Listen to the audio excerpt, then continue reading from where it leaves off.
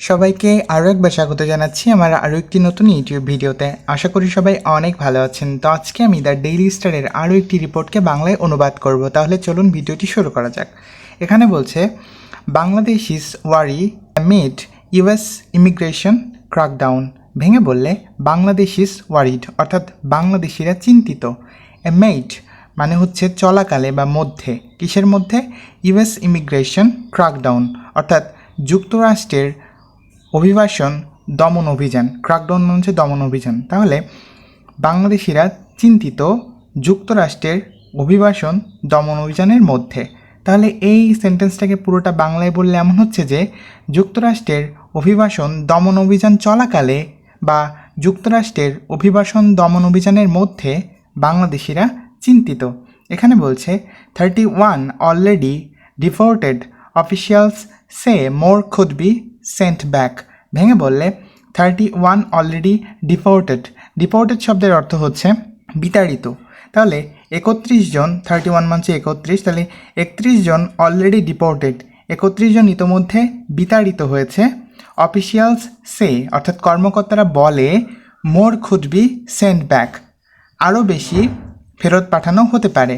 তাহলে এই লাইনটাকে বাংলায় বললে এমন হচ্ছে যে 31 জনকে ইতোমধ্যে বিতাড়িত করা হয়েছে, কর্মকর্তারা বলে আরও বেশি ফেরত পাঠানো হতে পারে। নেক্সট, এখানে বলছে the United states has deported at least 31 বাংলাদেশিস after president Donald Trump took a tough immigration policy. ভেঙে বললে the United states has deported অর্থাৎ যুক্তরাষ্ট্র বিতাড়িত করেছে, has deported present perfect tense অর্থাৎ যুক্তরাষ্ট্র বিতাড়িত করেছে অ্যাট লিস্ট অন্তত 31 বাংলাদেশিস 31 জন বাংলাদেশিকে। যুক্তরাষ্ট্র অন্তত 31 জন বাংলাদেশিকে বিতাড়িত করেছে। After president Donald Trump took a tough immigration policy. After মানে হচ্ছে পরে, আর এ টাফ ইমিগ্রেশন পলিসি মানে হচ্ছে একটি কঠিন অভিবাসন নীতি।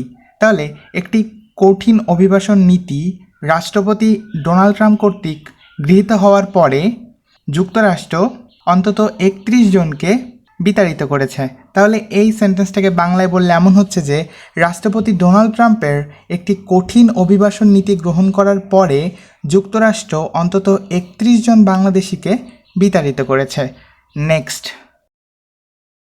এখানে বলছে since February the Trump administration has intensified efforts to deport undocumented immigrants. ভেঙে বললে সিন্স ফেব্রুয়ারি অর্থাৎ ফেব্রুয়ারি থেকে দ্য ট্রাম্প অ্যাডমিনিস্ট্রেশন মানে হচ্ছে ট্রাম্প প্রশাসন হ্যাজ ইন্টেন্সিফাইড মানে হচ্ছে তীব্র করা, ইন্টেন্সিফাই মানে হচ্ছে তীব্র করা, তাহলে হ্যাজ ইন্টেন্সিফাইড তীব্র করেছে। তাহলে ফেব্রুয়ারি থেকে ট্রাম্প প্রশাসন তীব্র করেছে ইফোর্টস মানে হচ্ছে প্রচেষ্টাগুলোকে। তাহলে ফেব্রুয়ারি থেকে ট্রাম্প প্রশাসন প্রচেষ্টাগুলোকে তীব্র করেছে কি করতে? টু ডিপোর্ট অর্থাৎ বিতাড়িত করতে, আনডকুমেন্টেড অর্থাৎ নথিহীন, ইমিগ্রেন্টস অর্থাৎ অভিবাসীদের। তাহলে ফেব্রুয়ারি থেকে ট্রাম্প প্রশাসন নথিহীন অভিবাসীদের বিতাড়িত করার প্রচেষ্টা তীব্র করেছে। তো আশা করি আপনারা অনুবাদটা বুঝতে পেরেছেন। আগামী ভিডিওতে আরও একটা নতুন অনুবাদ নিয়ে হাজির হব। সেই পর্যন্ত ভালো থাকবেন। সকলকে ধন্যবাদ।